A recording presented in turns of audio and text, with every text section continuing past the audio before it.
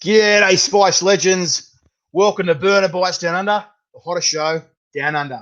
Tonight, guys, we are joined by Johnny Scoville, all the way from Reno, Nevada, America. Wow, you wouldn't believe the time difference, guys. But listen, look, two different continents, two different time zones, but one chili love. That's right. We all have the one chili love, the love of capsaicin, and that's what binds us and joins us all tonight, guys. So, everyone, welcome. Oh, good old Johnny Scoville here from Reno, Nevada. How you going, buddy? How you guys doing? Phil, thank you for having me, man. Really very happy to be here. How's it going all the way over there in the USA, mate? It's going good. A little chilly here. I live in South Carolina, normally in Fort Mill, and I came here to visit my family, and I lived here years ago, so a lot of my videos were shot around here. So it's kind of a cool thing being back. But yeah, the time difference is pretty good. It's 4 o'clock in the afternoon there. 4 p.m. here, and it's Thursday. It's Thursday here. Okay, it's Wednesday, 9 p.m. Wednesday here. So that's nuts, eh? It's crazy to see. It's trippy about Australia. When I came back from my last trip to Australia, I left Brisbane. It was 11:20 in the morning, and on April 20th, at not even noon, I took off, flew 15 hours, landed in LAX 2 hours before I took off. I landed at 9 o'clock the same morning. And you're like, how did I do that? That was weird. Quite a feat. Anyhow, I'm happy to be here. Thank you. We did that when we went to LA, and we're going, how do we gain time? What the? Bizarre. Same kind of thing.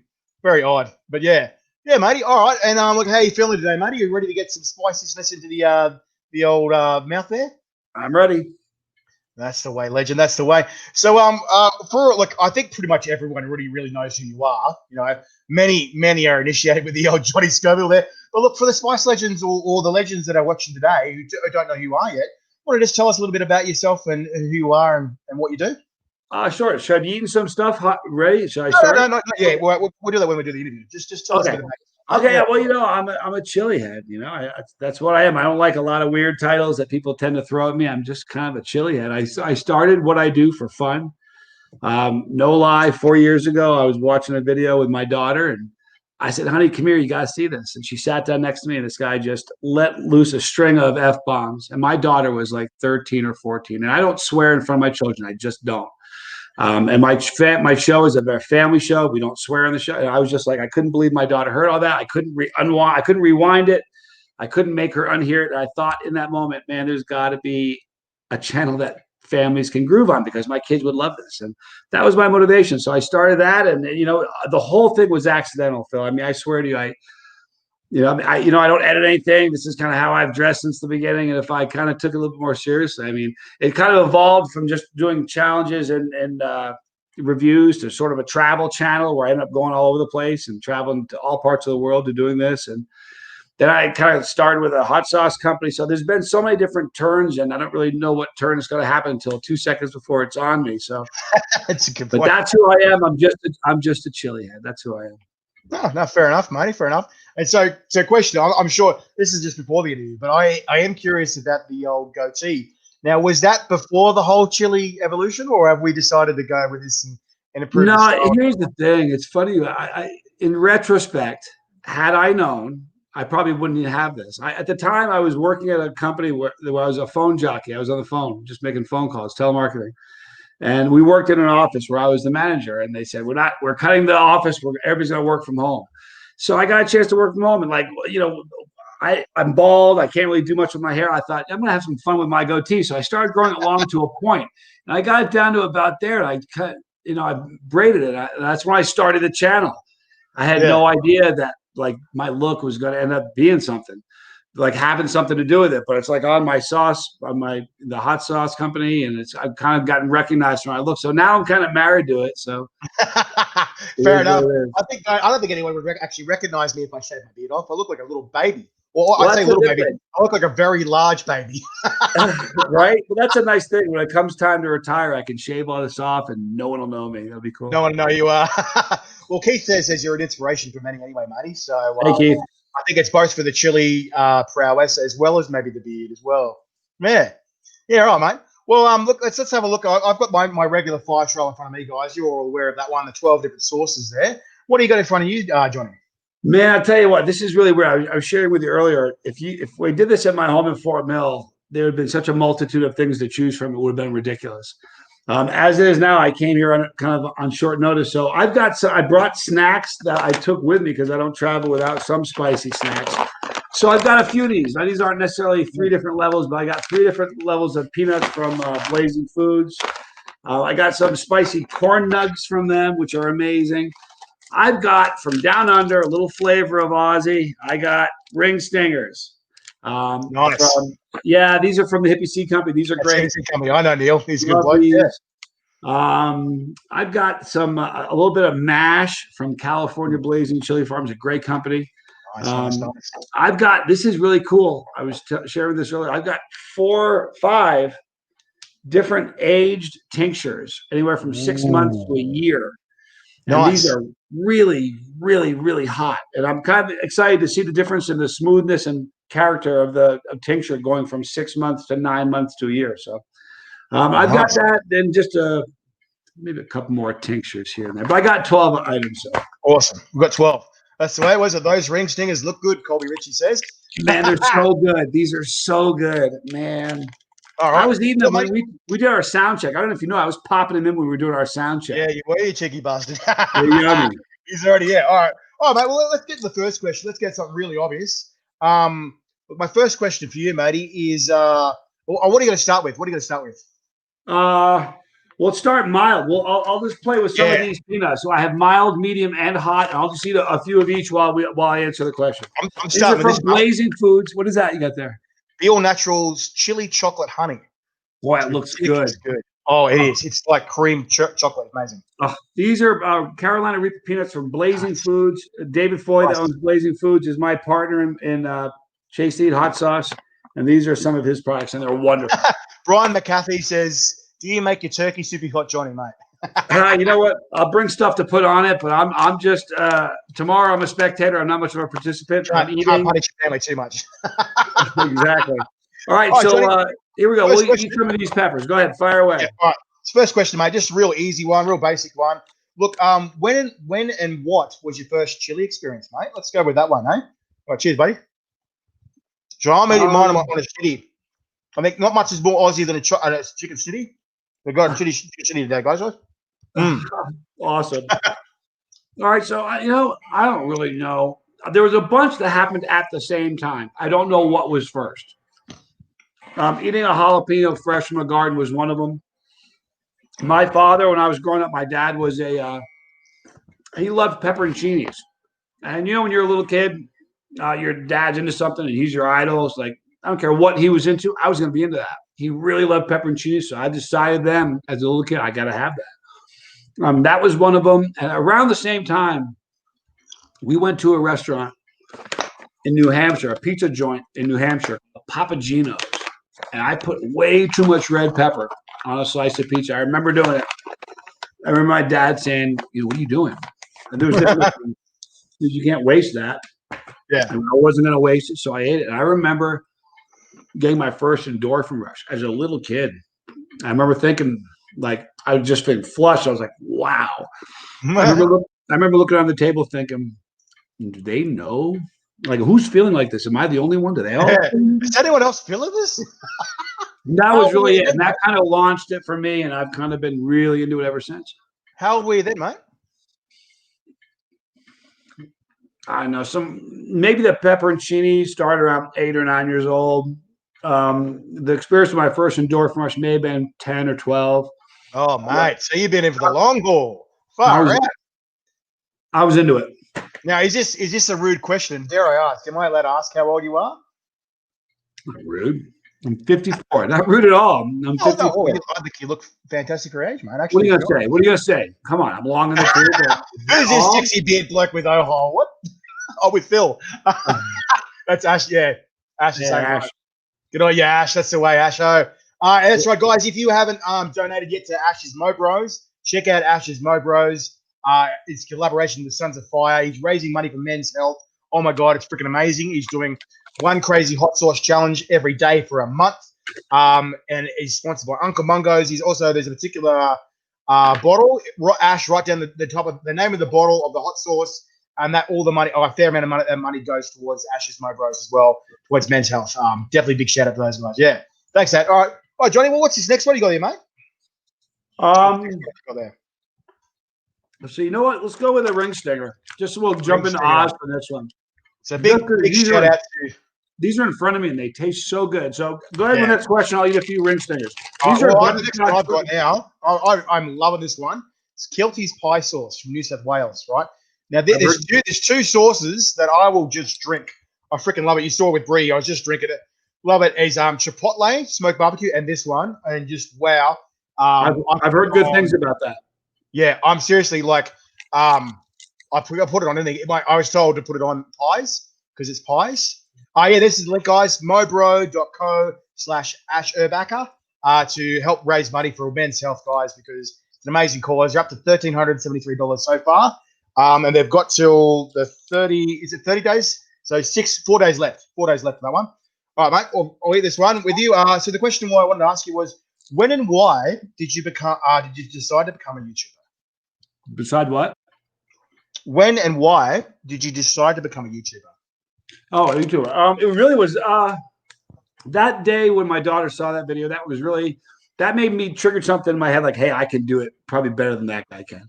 I think when you just throw curses out for effect, while you may attract some people, you are cutting out a really important segment. And I think the younger population is the future of the Chilli community, so that was really important to me.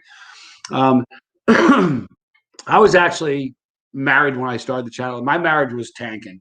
It wasn't going well. And I came this close to not starting it at all. I was about ready to shoot the first video, and I was married at the time, and she said, I said, I'm starting a YouTube video. I'm filming something. She goes, what? I said, I'm going to do a YouTube channel. She goes, what are you, 14? Oh, I was mad. So for a couple of days, I was like, forget it. And then I kind of changed my attitude. I'm like, nah, man, that's my motivation. I'm doing this. And that was it. I didn't really do it to try to, I had no intention of it becoming something. I never, ever did it with the idea that I could do it for a living. I just wanted to have fun, and I wanted to turn more people on to Chili's. That was it. That's right, 100%, man. And I mean, that's kind of how mine got started. You were saying a bit about the hot ones before. We just sort of started as sort of a joke, really. It kind of really was a joke. It was just like, you'd be funnier than that dude. Like that guy, he's good, but, famous people, he's pretty scripted, rah-rah. Was, as you notice with me, I sort of run off the fly. I run off the seat of my pants a lot of the time. And so, I just sort of go off the fly. I mean, there is a general game plan, but at the same time, a lot of what I say and do isn't very scripted. I'm going to say, I'm one cut Johnny, man. You wake me up in the middle of the night, turn the camera on, I'll give you a good cut. I do not like doing a second take. I really don't. I don't blame you. I know exactly how you feel on that one as well. I look up to the sky, says Ash. My word, could catch him for days. I could watch him for days. And then thank you, Ash, specials. I saw YouTube one time on the internet. Yep, nice. All right, mate. Well, look, the next question I want to ask you. What's the next product you got there, mate? The next product. Yeah, I love this, man. You guys, this is a sauce company from Vermont. It's called Benito's. This is a Chipotle infused maple syrup. Ooh. This is so good on anything breakfast, eggs. Today I had for dinner. One of the things I had a squash cut open with just a little bit of butter in it, and this inside this, it was a acorn squash, and with a little bit of this inside the acorn squash, so incredible. This is amazing. So that's my next. It's funny you said the whole family-friendly thing. Keith Nichols just popped in there. He goes, the Pepper Patch is a family-friendly page. It scares me every time Phil comments. Oh, that's good, Keith. Thanks for that, mate. Yeah, I know. I could be a little bit discounted. All right, mate. So what I've got here is the Smoky Jerk from Gods of Sauces. They're in Perth, Western Australia. Love their sauces, mate. This is really smoky barbecue kind of flavour. All right, mate. Cheers, buddy. All right, so the question I want to ask you is, look, how many chili competitions have you been in? And which is your most fun? Like, have you got a top 3 professional comps? I mean, I've been a lot. I don't really know. I never kept track. Because when I first started doing it, it wasn't like I was just doing it for fun. It wasn't like I was ever thinking, hey, I may have a record I need to tell people about someday. So I don't know. I really don't. I've come in second or third place a bunch of times. First one I'd ever lost at the time was in New Zealand. The chili choppers. I came in like I don't even know what place. Wasn't the greatest shape when I rolled in there, and it was super fun. I don't know. I have fun in all of them. I really do. I mean, you know what? Shahina, the UK's chili queen, she's just a different girl. She's a strange cat. She is. She goes somewhere weird when she does a video. When she gets into it, Go to a happy place. I don't know if it was Belgium. I don't know where it was. It was London. I was with her in one contest, and I stopped and looked. And I said, "Where are you? You know, I'm sitting here eating peppers next to you. Where are you? Where'd you go? Seriously."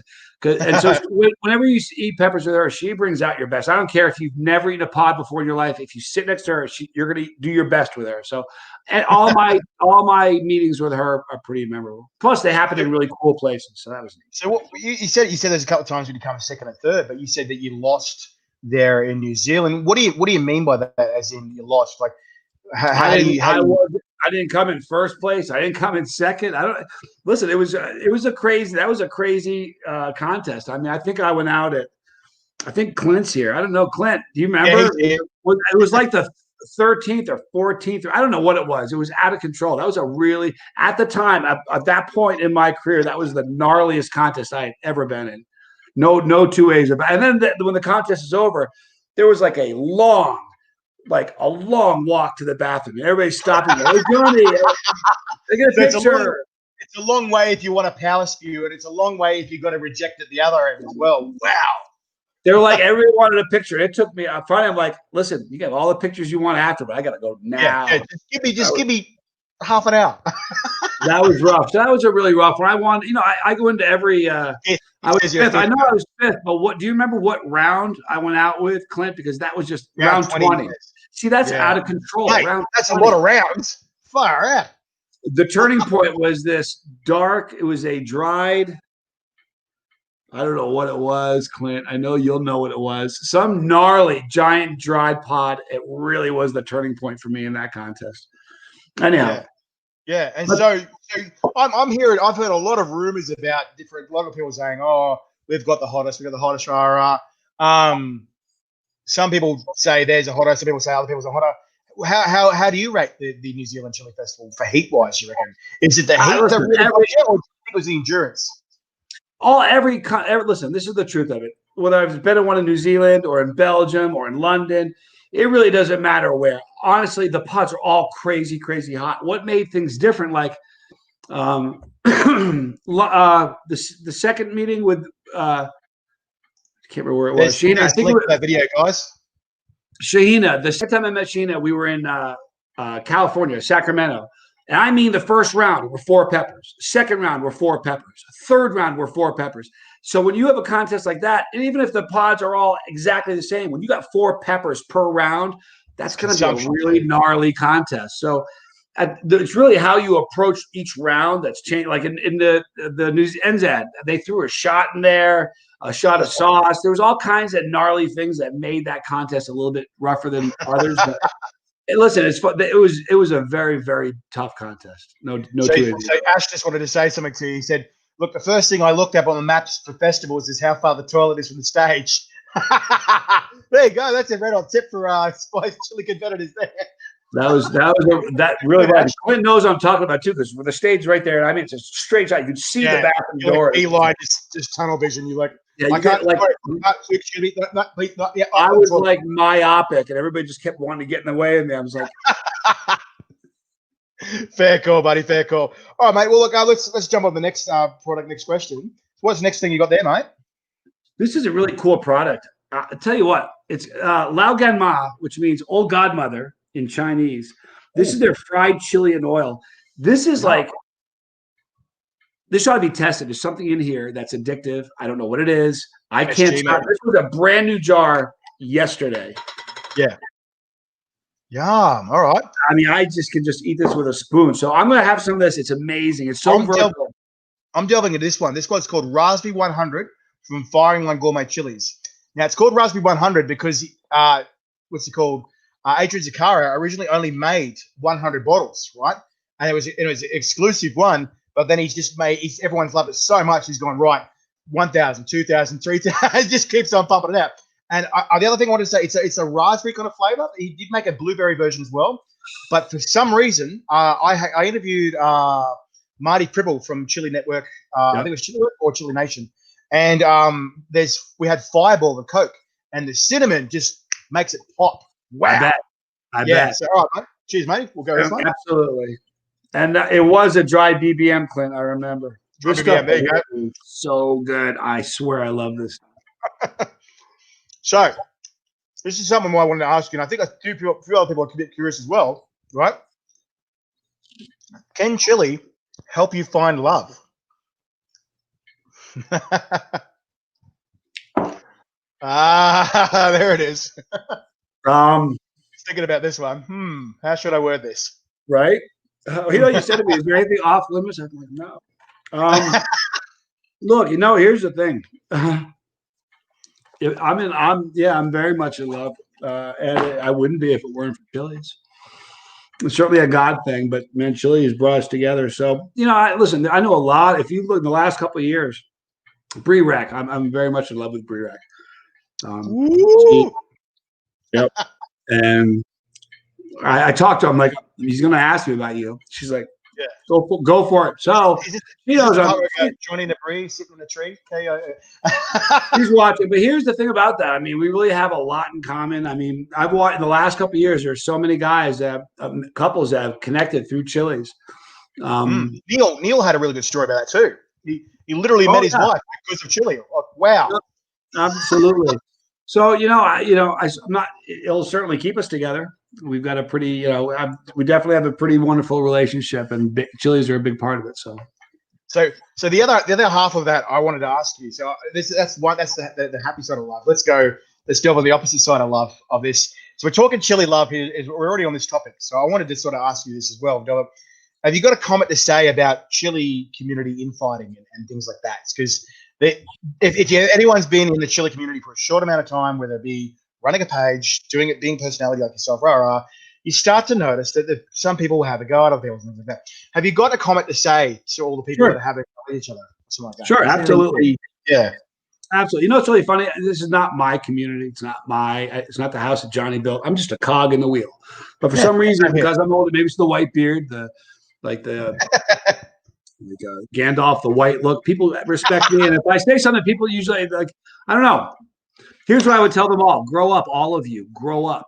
The infighting, grow up. Here's the deal: every time there's a problem, whether it's a marriage, whether it's two teams, whether it's neighboring states, countries. Every time ego, it's the problem. All these infighting that's happening, I promise you, ego or jealousy is at the heart of it, and everybody just needs to grow up. Yeah. There's no room. Here's the thing: there's no room for it. The whole point of this is to build everybody up. It's not a contest to see who can eat the most or who can take the hottest, or who's the biggest chili head. That's all nonsense. And I have a problem with the infighting because it's like, first of all, who are you? Like, who makes you think that you should even start? I usually, here's my deal. I keep my nose down. I don't pay a whole lot of attention to it. But since you asked me, I just think people need to grow up. I mean, I'm serious. Because the other thing is this. Here's the way I look at it. I love you, Jay. I'm a chili head. And whether I like it or not, eyes are on me, right? So I act in such a way that I don't want to be an embarrassment to the chili community. You understand? Yeah. And the infighting that's happening. Imagine the stuff you see. Pick any two arguments that are happening. Because they always pop up, the same ones. Imagine somebody from the outside looking in, going, basket weaving. I saw a basket weaving group on YouTube. They seem pretty nice. Let me go check them out. No, serious. Because one day I'm going to be in a room when this crap happens, and I'm going to stop it. Because people mistake my kindness for weakness on the regular. It's a bad thing to do, but everybody just needs to stop doing that. Yeah. So here's my take on it. There's a conversation I had with Shahina as well about that, the UK Chili Queen. And I think the general consensus, the conversation we both got out of it was we need to stop trying to tear each other apart. We've got to lift each other up as the chili community. I think that's what you're saying there as well. It's just like we're in it together, whether we want to admit it or not, and even though we might be competitors in competition, that's fine. But we're all in it together. And like you just said there, if we're giving chili and the chili community a bad name, the people from the outside go, oh, that's not for me. like I And the said. other thing that, let me tell you something, it offends me to death because what I've done since I've started this is try to push the rock up the hill and make this whole community more acceptable, take it out of the basement and make it more mainstream. And when there's infighting like that, they're taking a dump on something that's very dear to me, that I worked very hard to build. And I take personal offense to that. And I have a problem with that. And I'll tell you what, while we're on the subject, I'm just going to be really honest. There are certain things about that. I'm going to be honest. Big part of it. One of the big guys that got me started, I'm not going to say his name. His whole shtick was he'd eat a pepper and throw up. And that was his shtick. Everybody thought it was really funny. And nobody, listen, here's the thing. Nobody ever watches a video like that and watches a person barf and goes, oh, man, I want to get one of those peppers. They don't. They repel people. They repel people from what we do. Now, I don't care how much I suffer and hurt. I've never barfed on video, but for some reason, people look at what I do and go, yeah, it looks like it's awful, but God, I want to do that. That's what we've got to get people to do. Seriously. So I think, and I'm just being honest, I'm sober. I don't drink alcohol anymore. I used to drink like Lemmy Kilmister. I was good at it, but I don't drink anymore. But let me tell you something. Even when I was at the height of my drinking, the idea of taking vodka and taking capsaicin and mixing them together and making a challenge out of that, to me, is an error. I think that's bad for the chili community. Bad. Listen, I'm going to offend people. Someone's going to be really upset about this video. I could care less. One of the challenges were 10 shots. 10 shots. That is an accident waiting to happen. That's not if. That's a when thing. Yeah. And someone's going to drink 10 shots and get in a car and kill somebody. That's my chili community they're messing with. I don't think that's a good thing.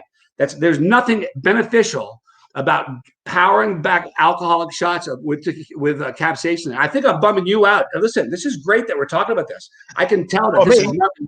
Oh yeah, I can tell by the way you're looking at me. You're going, "Wow, I can't." No, because I know a few people that will be a bit pissed off. I know. Listen, I know them too. But here's the thing: someone's going to die, and then I'm going to be the guy that says, "I told you so," and that's not a good look for the chili community. It doesn't help chilies. It doesn't.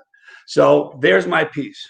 That's fair enough. And look, that's what I'm saying. Like, that's your opinion. But at the same time, like, you're right. Like, if someone's dumb enough to get behind a wheel and do something stupid, then it's going to end bad. And just because I'm sober, I still love being around people that are having fun. I love going to bars. I love hanging out with people that are having a good time. But the minute when someone steps over the line, that's when I kind of go somewhere else. Yeah, of course, man. Of course. All right, mate. Well, what's the next one you got there? What's the next product? California Blazing Chili Farms. This is a California Reaper Puree. It's hot. Nice. All right. Well, that's funny because I think I just put a downer on your. Now he's like, man, I'm so psyched to interview Johnny Scoville. Golly, I asked the wrong question. Russell's comment on that. He said, "Look, booze chili shots are dangerous. It's promoting alcohol abuse, kind of thing, And like, to a degree, I got to agree. Like, it is hard. It's hard drinking half a liter of alcohol and chili. Look, this next one I got here is Aussie Gold from Chasing Chili. Love it. From Bundaberg, Queensland. That's right. So look, the next question I want to ask you, you sort of answered my question there. So I wanted to ask you, look, what's the hottest pod you've eaten, and where's that from, mate? Hottest pod. All right, so we'll eat this one first. We'll eat this first. We'll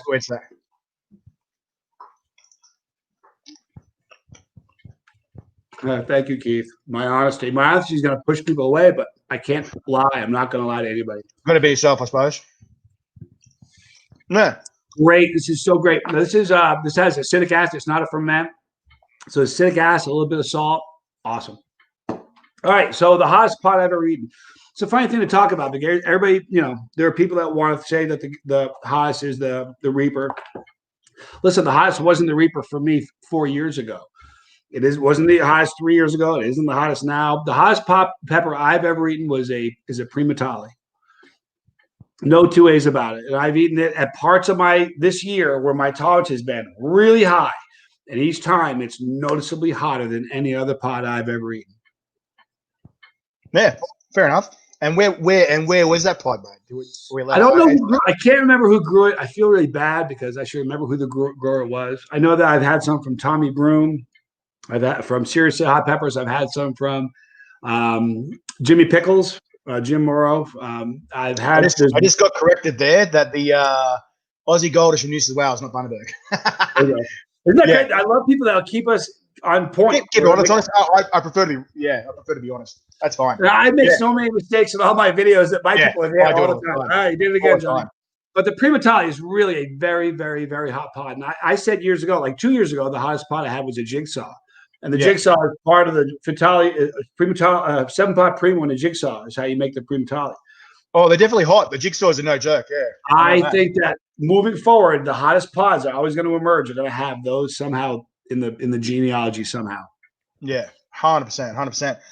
Yeah. So and that's a really good answer. I think. Hey, what number are we on? What product am I on? I don't even know how many. 5. Okay. 5. But right. but you didn't answer me. So where was it that you've eaten that? That was that. I was it was in South Carolina. One of the growers said to me it was in South Carolina both times. And there, listen, I've had. Although I tell you what, I've had the red Prima Tali. They were the hottest. I had a chocolate Prima Tali that was not as hot as the red, but still crazy hot pot. Yeah, no, fair call. And that's the thing. Like you know, it's crazy. There is this huge. Oh, I won't get too much into it now, but there's a bit of a debate about that one too. Huge debate. Yeah. All right, mate. There always will be. Here's the thing: there always will be. But all I know is my palate.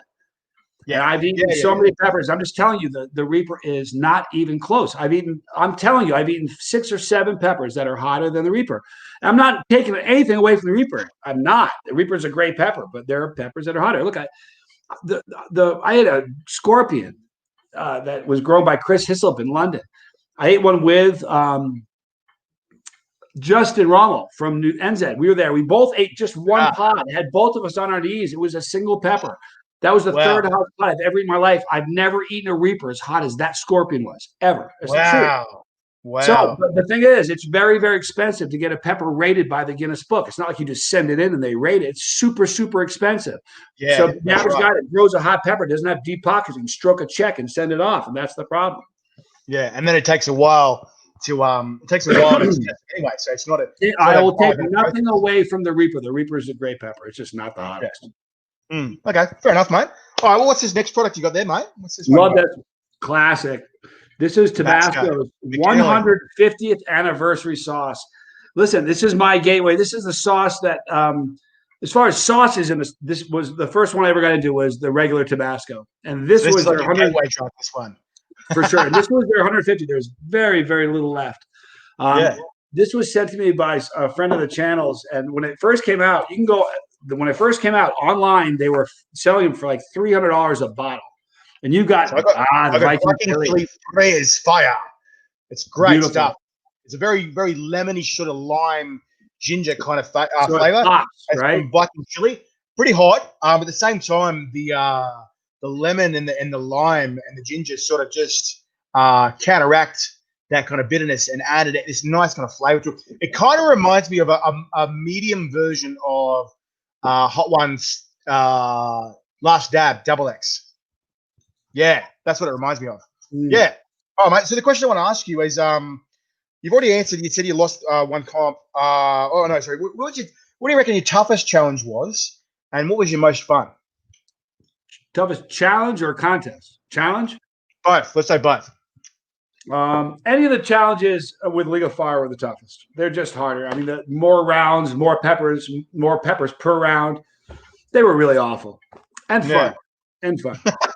But out of all those ones, what do you think the toughest one was? You reckon the toughest challenge or toughest comp, or both? I don't know. I tried to drink a case of Fear This, a whole 12 bottles in one video. You got to 11 or something, wasn't it? And I got through eight of them. No. But it was they're like, it's a 5-ounce bottle, and 63% of the bottle is Reaper mash. So it was just, that was a really, I knew that was the only video challenge I've ever done where I absolutely knew going into it that I was going to fail it. Every video I've ever done, in my own head, I don't care how crazy it is, I think I can do it. I knew I wasn't going to. It was just a volume thing, but I tried anyway. So that was probably the worst one. The most fun was probably, the last skydive was so much fun. That was really. I saw that. Yeah, you skydived. Yeah, you popped. Was it a Reaper in your mouth? Yeah, I had one Reaper in my mouth when I left the plane, and 2 in each hand. So I had 5 with 2 in my mouth and my hands. I had 5, and then I had 5 more in my pocket of my shorts. So when the parachute opened, I ate 5 more. So I had 10. So you had 5 while 5 during the free fall, Yeah. and then 5 when you come to the bottom. Yeah. That was really, really fun. I've gone to skydiving as well. Not with Chili's in my system, but I've got to say it's probably like the most adrenaline fueled thing you can do. And then when you get to the bottom, you're like, let's do that again. Yeah, Yes! I'm not a skydiver, so that's why that was a really cool thing. That was like wildly out of my comfort zone, you know. But I'm doing it again. I had this plan for NZ, but COVID had different plans, and we weren't going to be able to do it. But I've got this. I'm going to do this in Oz. Bree's going to do it too. She said she would go also. She had signed up to go when we were going to go in NZ, but it didn't happen. But I got one planned for Oz that is out of control. It's a skydive. And the thing about it is when I jumped in Reno, I had to jump from 10,000 feet because you were already at 5,000 just because of the altitude on the runway. Yeah. In Oz, it's a sea level, so we can go to 18,000 feet. So I can get like an extra 30 seconds of free fall in there. So I've got a really cool one planned for Oz. Nice. Where are you looking to do that? I'm not quite sure. The great thing about it is no matter where you do it in Oz, you're going to be able to go to 18,000 feet. So it doesn't much matter. Probably near Bundaberg. Nice. Yeah, because I did it where I did it, I landed on the beach. So it's a phenomenal drop. And I remember dropping through clouds. I was like, I'm in a cloud and I'm going through a cloud. It was wild. And I remember the very first time I did it because it was tandem. So the guy's behind me, right? And I'm going, I need to trust this guy with my life. and you're like, oh, and you sort of come to the terms of the fact that, oh, there is a chance that the parachute won't open, but you're just like, there's nothing I can do about it now. Yeah. It was fun. The very first one I did, the guy I was attached to, I was just fooling around in the plane. I'm like, I got enough for everybody. Anybody want one? He goes, I'll take one. And he ate one. The guy I'm attached to, I'm like, dude, are you serious? Are you kidding me? And we had like, when we turned the camera off, we had like another 30 seconds before we got to altitude. I'm like, I cannot believe you just did that. Are you all right? And he's like, yeah. That was crazy. Wow. So he's a bit of a chilly head too. So those were really fun. Those were fun just because they were unusual and they were just a little on the, they were a little on the crazy side. So mate, if I was made of money, I'd be doing skydiving all the time. Seriously. And a funny story about skydiving. I got my mum into skydiving for her birthday. I think it was at 46. And I just wanted to change her frame of mind. And she was afraid of heights. She's like, no bloody way. Are you going to? And then I just sort of paid for it. I didn't tell her. I said, I've got a present for you. Happy birthday. And then she's like, what is it? Took the blindfold. She's like, what? No. What? No. Wow. It happened. Well, you know what? And then we did it. And she got that. And she goes, this is the best present I've ever had. See, let me tell you something. Have you ever heard, everybody said there are two kinds of people in the world, people that would jump out of a plane, people that won't. Well, I got to tell you something. Skydiving commercially are for the people who will never do it. Those are the ones who need to do it. I swear to you, those are the ones who are supposed to do it. The best excuse. Oh, sorry, that's from Clint. One day Johnny will jump in NZ. Hopefully you can get there back soon. Yeah, absolutely. Of course, mate. I can't wait till we get all international flights back again as well. Absolutely. But no, that's right. Was it? He imitates his mother well. That was great, by the way. He's one of my friends. Yeah. No, but it was funny. She was my mum was pretty tame, chilled out person. And then the moment she hit the ground, she became an absolute adrenaline junkie. It was great. It's a great buzz. There's no two ways about it. It is. There's nothing quite like it. So to add Chilli into that, I'm thinking, dude, that's next time I go skydiving. I think I'm going to do the same thing. Not to copy you because I just want to feel. No. Listen, it's not about copying. You should do it because I'm just like, that's a really good idea. How much more? Even if all you do is eat it in the plane and then go out, just to mix the two, do it. It never occurred to me. The only thing that's dangerous is the idea of choking on it. Because if I choke midway, the guy's gonna have a hard time doing a Heimlich while we're falling. You know? That's the scariest Heimlich maneuver in the world. Wow. Right? All right, mate. Well, let's jump on the next question. And what's it called? The next product. So what's the next one you got there, mate? This is a collab between my Chilli Mama Bird and Nick Kemp's from Hellgarden. Orange Starbird. Orange Starbird. I've got one of those ones. I think I've got the red tincture. Do you have some? I have the red one here with me. Yeah. She's warm. She is warm. Yeah. There's no joke. Well, this is the one I've got with me now. This is 13 Angry Scorpions Jekyll and Hyde from Brisbane. It's rated freakishly hot. Now, beautiful. I reckon this is at least 1 million Scoville, this one. Nice. Yeah, I'm going to do a whole Robbie Trooper. Oh, that's not that much. Come on. All right. No worries. Cheers, mate. All right.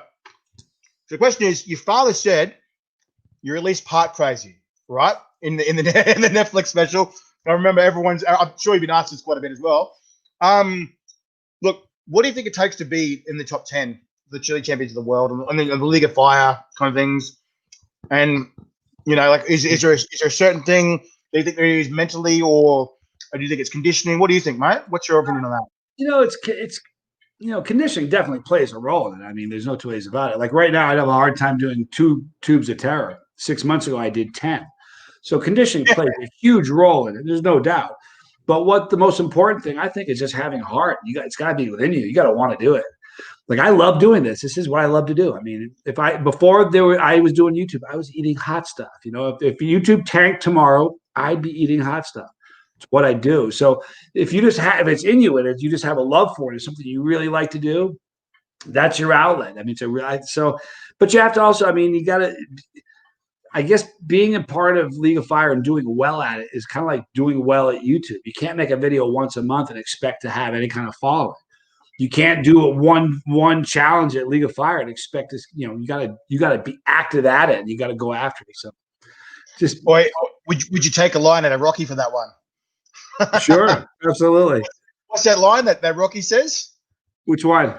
He goes, I sort of want to throw the accent in as well, but he's just like, you got to be willing to take the hits, And he's just like, what does he say? He says like, it's not about it's not about how hard you can get hit. It's about how hard you can hit. It's not about how hard you can hit. It's not about how hard you can hit. It's about how hard you can get hit and keep moving forward. That's how winning is done. You know what? You sounded pretty Rocky there too, by the way. That was good. Oh, thanks, man. I think he sort of started losing it in the 5th Rocky or the 6th Rocky, where he's pleading his case against the court. He's just like, "Hey yo," I'm like, dude, this guy needs subtitles. Wow. Well, he was talking like that after the second one, actually. So. True. All right, so what are we on next? All right, so what's the next one you got there, mate? No. How many do we have left? Well, we're up to question 8, so we do 8, 12. So we're doing 12. So 1, 2, 3, 4, 5. So 4 more. Okay, here's what we're gonna do. There, I'm gonna go with another orange tincture 6 month. Rookie Then I'll go another. Adrian, just like 9 months and a year. So the next 4 are all going to be super hot tinctures. Sorry, 5 more. Sorry, 5 more. 5 more. Sorry, buddy. All right, so 5 ticks, 5 questions, 5. Mate, you're going to be lit next this one. All right, so I want to you sort of touched on it a bit before. Now, I want you to elaborate a bit more on what we're talking about. So, while we go through this one, I'm going to show you. I'm on the Dr. Paul's hot sauce. Ruby's Reaper from WA. I'd say this is about a 12 out of 10, or maybe like a 1.2 million Scoville out of 10. There you go. All right, matey. Cheers, buddy. Ready? All right. So you talk about there's the Primo versus Reaper debate, right? Like I've asked Clint about this. Now I just want to get your take on this Primo versus Reaper debate. Can you tell everyone that those aren't initiated what is it that they're debating about? Oh, man, really? Okay, pulling me into this. They're debating. The peppers appear in appearance. They look very similar. They taste very similar. They burn. They have a similar burn characteristic in that they burn your throat. You got 2 people claiming they invented it. Or no, not even. They're 2 different peppers, but everybody looking in says they're the same. Here's my take. I don't have a dog in the fight. I like both men. Both of their phone numbers are in my phone. I've eaten meals with both of them. I know their wives. I know them all. The funny thing is, I've never heard of Troy say a bad word about Ed. I've never heard Ed say a bad word about Troy. So my thing is this. It's kind of like the infighting we were talking about. I stick my nose down. I do Johnny Scoville. So what if you're asking me to pick sides? You're not gonna. I'm not gonna pick a side. No, I'm not saying you were. I'm just telling you. I just wanted to see what your opinion is. Yeah, my opinion is they're both great peppers. I mean, it's above my pay grade. They're both great guys. Seriously, I stay in my lane, man. I make videos and yeah. I hope that helps. That's a fair call. So, all right, that's very cool. We'll leave that. For the record, I'm so hot. I can't tell if you're sweating or you're blushing. Which one? I'm hot. That's the guy. That's right, Johnny. All right. Well, let's delve into the next one. What's the next one you got there, mate? This is seriously hot peppers. This is his orange tincture, but it's been aged for vintage, aged for 6 months. Now 6 months now. Now, does the age? Does the age improve the heat, or what do you think? What's your opinion on that? I've done a review of all of them. I think that what it does is, and I'm really excited to try this one. I won't get a really good indication of it tonight because by the time I get to it, my mouth's destroyed. However, I think the longer you, I think with Tom's process, I don't know how everybody else does, but the way Tom does it, I've noticed a more cleaner, if that makes any sense, more of a cleaner flavor and hotter the longer it's aged. So less. So I think he's got something. So I'm really eager to see the 1 year. All right. I think, well, listen, if you have wine or whiskey, anything that's aged longer, cheese, great women, they get older. So I'm serious. So that's a good one to stay in the good books, mate. So I think there's a reason. So I think that there's something to it. So. Well, this one I'm going to try now. This is Cobra Fever Face the Fury. It's 1.64 million Scoville. All right, so let's do this one. Ready? 3, 2, 1. All right. Now, it's something I want to ask you because you've traveled so far, traveled so many different places. You've been to so many different places. Longer soak, more heat and refined, says Keith. Right. Look, chili cultures, heritage versus growth. Look, which is the most potential and which is the most unique? And then the last part of that is, what do you think is going to be the chili cultures that's going to be the biggest threat to the US global domination that is the American hot sauce craziness over there? Yeah. It's so funny, the global domination. Now, what was the very first part? The very first. So first question was because I didn't hear it. Something versus something else. Okay, so which do you think is more important, chili culture heritage versus growth? What do you think is more important? I got you. Well, you can't have one without the other. Heritage, you're going to have growth because the more people, if you're really into your heritage, like I've learned about NZ sauces and sauces in Oz in the Philippines and London and Belgium. The funny thing about it is the sauces are different. There's a different take on how you sauce make. It really is. And if you blindfolded me and I had a sauce in every country I've been to, I would be able to tell you what country they were blindfolded. I promise you. That's a hell of a boast, mate. That's a hell of a boast. I mean, that's a video. I promise you I would. There's a signature. There's a profile that's common to almost to that region. So I think having it's important to stay true to your roots, but growth is really important. I mean, as far as dominating the U.S., I don't know. It's really funny. I don't even see it as a domination sort of thing. I think every culture has I think the sauces in Oz are so beautiful and they're so different how they're made. And they use great fruits that we don't even use, like dragon's fruit. They use a bunch of. I've seen some sauces in Oz that are just so incredible. Yeah. Same thing with NZ. I've got some great sauces from NZ that I really, really enjoy. Same thing with every country I've been to is like that. So I don't see it as the U.S. dominating. You know what I see? Let me tell you what I see. I want every country to explode. Like, listen, when I started my YouTube channel, Chase the Heat, I kid you not, there might have been 20 YouTube channels about peppers. I mean it. There was none. I could tell you who they were. There's a very few of them. Now there's probably 100 new ones a day. And I know because every day they send me messages. Hey, we started a channel because will you please come check it out? I get them every single day. And they're not all in the U.S. They're all over the world. So to me, I don't even see it. I see it as one gigantic community. One gigantic dinner table, and some parts of the table are coming to the dinner late. You got to work on that. And the last bit of that question, I sort of wanted to see, which culture do you think is the most unique in its chili culture? Good question. Well, that's a great question. Hey, making you think. Is it hard to think right now?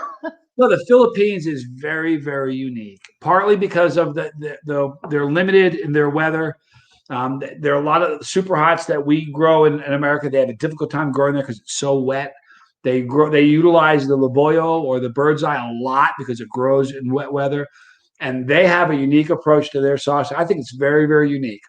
I think it's special. They've done a great job with what they're working with, and it's incredible. I think given the same circumstances, like if they gave an American all the ingredients that your average typical Filipino sauce maker had and said, make a sauce, I don't know what they'd do compared to what a Filipino would do. So we just had somebody ask a good question. Have you had any tried any chili marijuana products? I have had CBD. Yeah, I've had several CBD sauces Yeah. and a really great CBD maple syrup that was incredible. Wow. And so And I think, yeah, I keep think going. he's looking for more than the CBD. He wants to know if I've had anything with it. No, I have not. I have not. Maybe.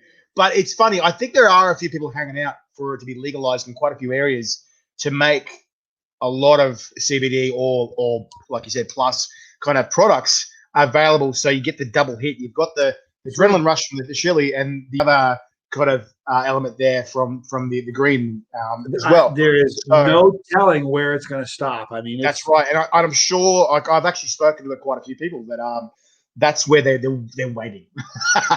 They're like, my time has come. I bide my time very much very soon. So I think it's just inevitable, really. You know, I think eventually we're just going to combine all our things eventually, and it'll what's be really coming funny? for everyone.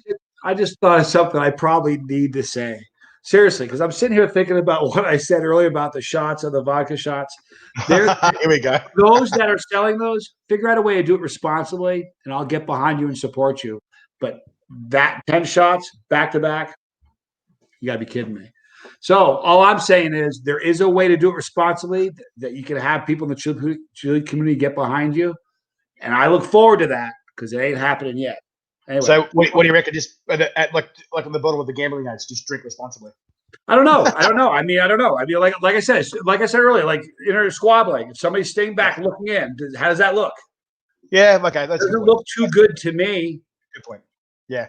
Anyway, I'm the old guy. All I'm right. the old guy. I'm Father Time. I'm Gandalf for Grey. Listen here, you youngsters. Here we go. Cool. So that's the new one. That's the next one you're gonna do. The last one was a 6-month orange. This is just a regular 6-month, and they're so hot. So this one, what do you think of this one, Johnny? This Uncle one Mungo's is from great. Melbourne. Uncle Mungo's COVID-19. COVID-19. Rated 19 out of 10 heat. I reckon this is about maybe 1.9 million Scoville. The way what I'm You know feeling. what? I love every sauce I've had so far from Uncle Mungo's. I really like a lot. It's legit because look, one of the things like I would complain. This is the only thing I have some complaints about some sauce makers, right? Is some guys that go, all right, here's a really hot sauce, and other guys, here is really tasty sauce. But if you can do both, oh my god, you know, great. His bottles are big. The labels are cool. It's the whole package with him. Yeah, he really has it. Trifecta. It looks cool. It tastes good. It is hot. You know, he has some serious heat. You know, and that's such a rare thing to see where he's got the absolute bang trifecta where it's sexy. And even you're going, okay, this is cool. You know, Absolutely. And that's why the first time I tried to go on, dude, that is a really good sauce. You know, and it's hot. And look at this label. And like, look again. Look how cheeky it is. It's called COVID-19. And the regular Reaper, even the Reaper's wearing a mask. I know. And the heat, 19 out of 10. It's just very, I'm like, cool. oh, dude, that's too much. That's awesome. I love it. How good is that? I was like, yes, you know. So he hit me. It hits just in such a good way. I was like, oh my god. Nothing you can do is have some agua liquor, smash down some chili, and squirt some lime. Lime activates the coca leaf in the drink, and it's legal. Whee, okay. All right. Thanks for that, Luke. That's a good little tipperoo. All right, mate. Well, look, this next question I want to ask you, matey, is we sort of touched on it before, but I want to ask, what's prep versus conditioning versus willpower? What do you think is the largest proponent in there? What's the largest thing that's needed to be that comp thing? And then any tips or advice for that? Good. That's a good question. It really depends on what you're talking about. Like a big contest, let's use NZ as the example. Prepping for NZ, you can prep leading up to it in a month, you know, the time leading up to it. But the day before, the day of, there's no prepping. Like I didn't eat anything. Like people say, what are you going to prep before? Like, listen, they're expecting me to eat 50 peppers. There's no space in my stomach for anything but 50 peppers. If I put a crouton in my stomach, that space a pepper should be. So on a big contest, like all the legal fire ones, the NZ, I'm not eating anything. I'm lucky if I can eat the peppers they want me to eat. So to me, in a contest, there's just the mind over matter and just sheer determination is so big. Because I've been in contests where I'm looking and I'm thinking, man, I'm going to tap. I can't eat another pepper. I'm looking over and you see people that are hurting just as bad and they keep going. Like Shaheen has got an extra gear. Like She was driving along and like she's got that gear that says, I'm gonna eat peppers, even if I have to die sitting at this table. Like It's one of those Fast and Furious things where he's like presses the nos. He's like, yeah, I don't have that gear in my transmission. I don't. I'm not going to die for peppers. I'm not. I'm going to live to eat more peppers tomorrow. That's fun. So I think just determination is super important. Conditioning is important, but then again, there's anomalies to all of it. Shahina doesn't train ever. Really? She doesn't. Wow. She doesn't prep. Doesn't mental determination. Yeah, she doesn't prep before. But also, isn't just that. I think I have an unusual tolerance for pain. I just do. I have a unique relationship with pain. Pain isn't the same thing for me it is for most people. I promise you. One of your mistresses, the pain. And I think she's got a unique tolerance to pain. She does. Whether she talks about it or not is a different story. But I can talk so. I promise you something like right now. I'm talking to you. I'm at like a 5 for me. The average person, I don't know how much tincture I've done, but the average person sitting next to me, they're not talking anymore. You know what I mean? So I got a unique relationship with pain. So I think that in and of itself is a big part of it. Well, it's funny you say that. Look, it's funny you say that. I got to agree with you with that. Like, my pain tolerance went up just before I started all this chili stuff, and it wasn't because of chili. Look, I had an accident where I ripped my pec off the bone. I had to get it surgically reattached, and I played a lot of football. I played a lot of different sports. I had some stupid injuries. I've had some serious injuries, and that was one of the most phenomenal pain I've ever gone through my entire life. Yet, didn't cry, didn't whatever, and I just gone, wow, this really sucks, you know? And I'm going, how am I talking and being okay in this level of pain where it's the worst in my life? And I'm just sort of like, ow, ow, ow, ow, you know? And my bruising was black. And then I got into Chili's. Right? And my mate's like, how are you okay with this level of pain? I'm like, could be to do with that. I don't know, you know? And that's why I think you were saying there. It's important. I think, it also, it's such a good thing in life because part of the human experience is no one's going to walk through this life pain-free. You're just not. It's no part one of the game. No one comes with the equipment. You're going to break down. You're going to have problems. And there's going to be pain. He says he's a grower, not a shower.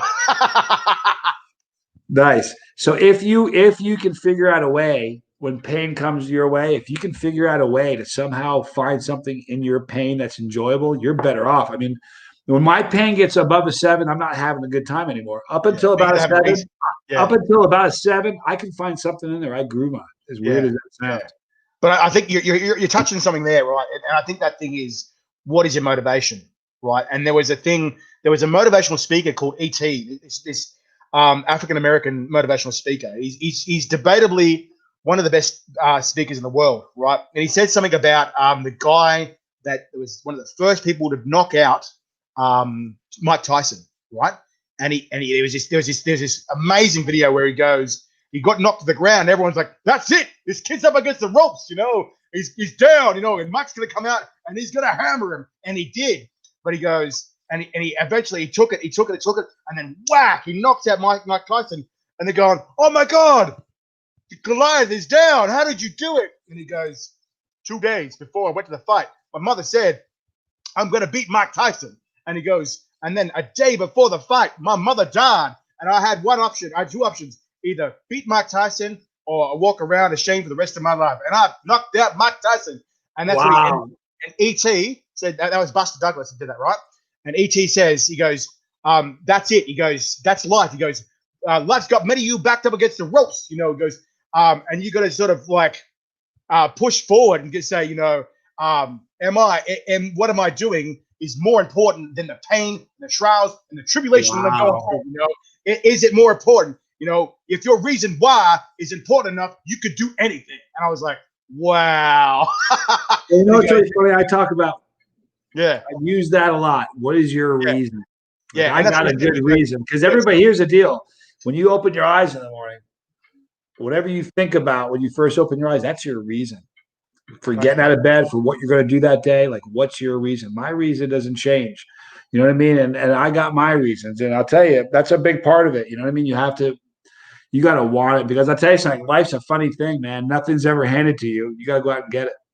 Yeah, that's right. And I think that's what E.T. was saying. He goes, if your reason is good enough, if it motivates you enough, you can do anything. That's what he's saying. Like Mike Tyson, they keep saying he's arguably the hardest hitter in boxing ever, And this guy's like, I don't care. I'm going to beat you no matter what, man. You know, So and I'm like, you know what the moral of the story is? Pick a good reason. yes, that's right. And I think that's what maybe Shahina, whatever her reason is, it's an amazing reason because she's just like, nah. And yeah, and I've got to say, wow, you know, you see that look on her face, and she's just like, I'm not going to lose. I was like, wow, you It's know. intimidating. No two ways about it.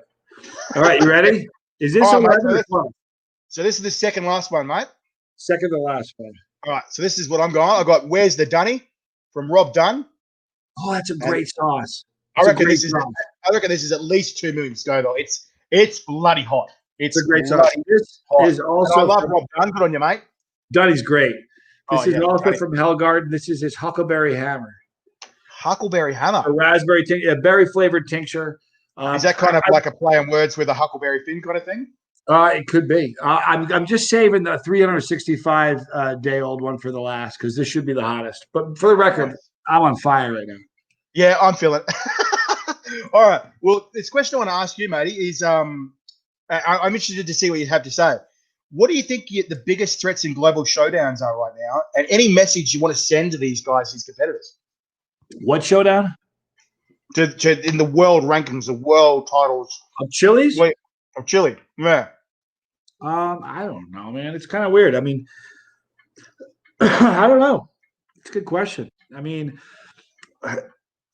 you know, it's funny. The League of Fire has really been a cool thing because, like, nobody's even talking about things like this. You know, the whole environment's changed. I mean, we're talking like this show right here wouldn't have happened. I mean, everything has changed so dramatically in the last couple of years. I mean, I don't know. You know, the one thing I've learned about my channel and this whole experience is that it's going to take turns that are so unexpected.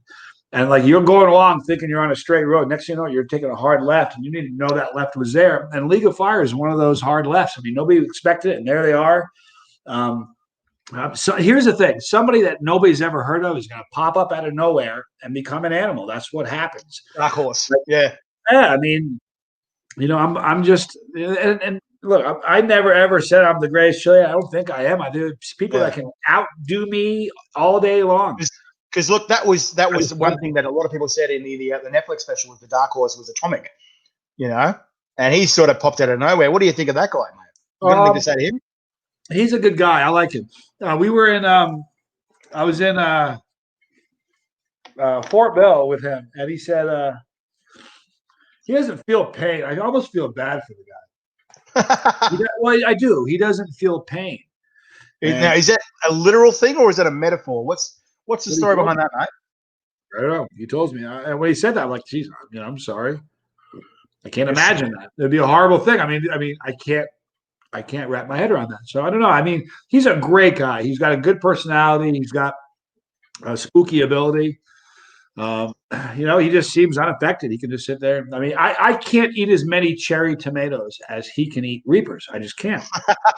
It's a volume. That's something. It's a volume thing. I just can't take in that many peppers, and he just can keep going. Do you think like he really can't feel pain? Do you think it's like an actual condition, or what's the story? What do you think, mate? What's your opinion? I don't know. I don't typically think people lie. I usually take people at their word. So if he's telling me he doesn't feel pain, I'll believe him. Yeah. Okay. You know, here's the thing: if we're in the Chili game, if I'm him and I don't feel pain, I mean, what would you tell? I don't know. I mean, I don't think he'd tell me that if it wasn't the case. So I think he doesn't probably feel pain. I mean, well, I definitely saw him sweating when We Are the Champions. So I know he sweats. I know he feels pain. I think, I don't know if that was maybe there's something in it. I don't know. I think that might have just been discomfort in his stomach. Maybe. I don't know. I don't know. I can only tell you what I feel, and I hurt. Because that's why there's two very distinct differences which you're well aware of, and I've become more and more aware of, is you can deal with stuff in the mouth, but when it hits the guts, it's another story entirely. And sometimes there's just absolutely nothing to do about it, and you just got to be a good actor, and then wait till you get off the camera and go run. Well, here's the thing: even back into the toys. Sometimes all the running you're going to do. I mean, like I drank a bottle of plutonium a couple times. Not like you smash him in the leg with a bat and lol. You can generally expect people at their word. But I drank a bottle of plutonium on a few occasions, and the second time I did it, I had, you know, when calf cramps come in, they come in a wave, and it comes in, up, and then it goes away. Oh yeah. It comes It's like back. a Jeffrey. It's like a Jeffrey. It goes away, but then it comes back. Well, I did the plutonium, and the first wave came in and stayed like this for 16 hours. It didn't let go for 16 hours. I mean, I was on the ball on my floor, and twice I had 911 queued up on my phone. And I was going to go to a doctor, but I thought, here's the deal. You know what a doctor would say? What happened? And I'd say, well, I drank a bottle of plutonium, and then he'd panic. I'm like, no, not the plutonium. It's hot stuff, extract. And he'd say, you did it on purpose? And I'd say, yeah. And he would just say, tough it out, ride it out, cowboy. This is what you wanted. What's wrong with you? You signed your own, you signed your own death wish, yeah. All right, buddy. Well, over here. Oh, there's little Kevy the father. Hello. He's given us some fuzzy facts, mate. So, do you know much about our fuzzy facts here? Oh, yeah. Well, let's go. Well, it's fuzzy facts. I'm going to open. I'm ready. I can handle it. I'm ready. All right. So I've got 10 facts about Australia. So while we're burning, I'm going to ask you these 10 facts about Australia. I just want to say, you're going to be stunned with how I do. All right. Well, I am curious. But anyway, I'm going to burn on this one. This is a scorpion strike on steroids. It's arguably one of the hottest sauces in Australia. Yeah, I see. I know it well. I see it in your hands as well. I know that you know as well. Right. So you know what? You want a little secret? One of their sauces was the sauce that was in the Netflix that my dad said was so hot. That was one of their sauces. I know. I saw it. It was this one. Was it that one? It was this one. And he goes, yeah, Johnny's a special kind of crazy. He's quite crazy. And I'm like, yeah. All right, mate. So you ready? So what do you got? One. This is the 9-month. Yeah, this is the 1 year aged, 365 days. All right, matey. You ready for fuzzy facts? So we're going to task 10 questions. We have to answer true or false. All right, ready? 3, 2, 1. All right. The shortest flight between Australia and the US is 16.85 hours. Is that true or false? The shortest flight. That's true. That's true. That's right. Pretty scary. All right. The longest flight, though, is 31 hours. True or false? That's also true. No, it's false. It's actually 20 hours nonstop. Is the very longest flight. That's all the way to New York, I believe. Yep. All right. Third one. Australia's diamondback pythons are quite tame. Yet America's eastern diamondback rattlesnake has arguably the largest fangs in the world. True or false? The largest fangs? No. Gaboon viper has the largest fangs in the world. Well, it's actually true. It's like this way it says arguably. Anyway. Yep. Yeah. So look, here's the next question. None of America's snakes are in the top 10 deadly snakes, but Australia has 2 of them. True or false? No, it's false. That's 6. It's actually 4. The reason why it's definitely false though. The reason why 2 of them swim around Australia. They're actually sea snakes. So it's kind of 6, but there's 4 land snakes. Nuts, eh? Right? Not safe on the land or the water. All right. Exactly. All right. Now, here's one. I'm curious to see what you think about this one. This is going to be interesting, right? Okay. A maximum dose, right? Maximum dose of 110 milligrams or 0.0038 ounces from the deadly snake, an inland type N, can kill 289 humans. True or false? False. It's actually true. 289 humans? Yeah, mate. We're nuts. And this is the thing. This is another fact about that one. That snake, 1 drop of its venom can kill 100 full-grown men. 1 drop. Yeah, bro. Yeah. All right, next one. That's it. I don't want to go to Australia. I guess I'm not doing so good after all. It's like, never mind. I don't want to go to Australia now. All right, next one. No, the first 5 years of colonisation, rum was the official currency of Australia due to a lack of coins. True or false? True. It's actually false, mate. It was 25 years. That's nuts, eh? That's nuts. All right, next one. The first I've got no questions right here. This is terrible. I know you're like, I'm going to surprise you. I'm like, yeah, you might surprise me. No. Anyway, first fleet. So these are the first guys that arrived in Australia. Consisted of 1,500 people. Half of them were convicts. True or false? Bree's asking if he's still coming. Oh yeah. True or false, mate? It's a trick question, man. Is it? Well, what do you think? True. I'm smelling a trick question. False. No, it's actually true, mate. It's true. Hey, Half of them were actually convicts. Pretty nice, mate. All right, next one. A white flag, man. All right. So from 1788 to 1850, approximately, there was roughly about 10,000 British criminals were banned or banished to Australia from England. True or false? Ooh. Can I get a lifeline? 50-50. No, it's just true or false, mate. It's 50-50 anyway. 100%. You can see it in his eyes when he mentions it. True. No, it's false, mate. It was actually 50,000. That's right, buddy. We're nearly there. All right. So, look, the highest temperature recorded in Australia was 50.7 degrees Celsius or 123.3 degrees Fahrenheit in 1960 at Udinadatta, South Australia. True or false? True. That's right, mate. It's true. That's pretty hot, eh? Bloody oath. He's like, I got one. Exactly. Last question, right? So let's flip it. So that's from the hottest, right? Right. So now the coldest temperature, the lowest temperature in Australia was minus 16.3 degrees Celsius or 2.66 degrees Fahrenheit. True or false? False.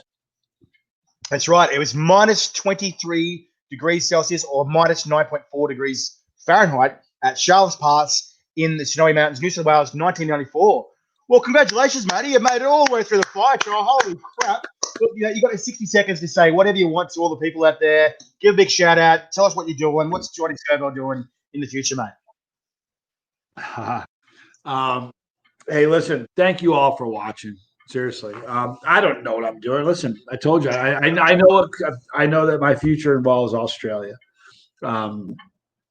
Exactly what? I mean, I got some of my cards close to my chest, so I know some of them. But I got the channel's going to go strong. Keep watching and supporting, but most importantly, support everybody. We got to get the Chilli community bigger. The little Chilli nippers, the little guys, we got to get them up. They're the ones that are going to make this whole thing happen. But thank you, Phil, for having me on. Honestly, I appreciate it very, very much. Hope I didn't step on anybody's toes too badly. If I did, I'm sorry. No worries, mate. No, we're going to appreciate your honesty. You know, you got to just be you, and I think that was. You're very true to yourself. So, you know, there's nothing wrong with that, mate. As long as you're you, you know, that's why people ask me, they go, why do you act the way you do? And I'm like, this is just how I am, man. Like, I can't pretend to be this crazy. I just am this crazy. Thank you guys. I had a lot of fun. Really, I did. Thanks, yeah, likewise. Same here, Johnny. So thank you so much for joining us, Johnny. We'll chuck you in the back there, matey. But thank you so much. I know it's really crazy late there in Reno, Nevada. And you got Thanksgiving tomorrow. So really enjoy that. Eat a shitload of turkey for us, matey. I know you're going to keep it spicy as well. But thank you again for joining us, matey. Legend. Thank you so much. See you guys later. Right, thank you. All right, Spice Legends. That's it, guys. Oh my God, I can't believe we got Johnny Scoville into the old Burner Bites there, guys. But thank you so much for watching for over an hour. It's amazing to get the old Johnny Scoville in there. We're having a few talks with some more pretty crazy people up there, high in the ladder of the League of Fire there, and a very special grower as well in the very short meantime future. But thanks again, Spice Legends. But all I have to say from now is keep calm and be awesome.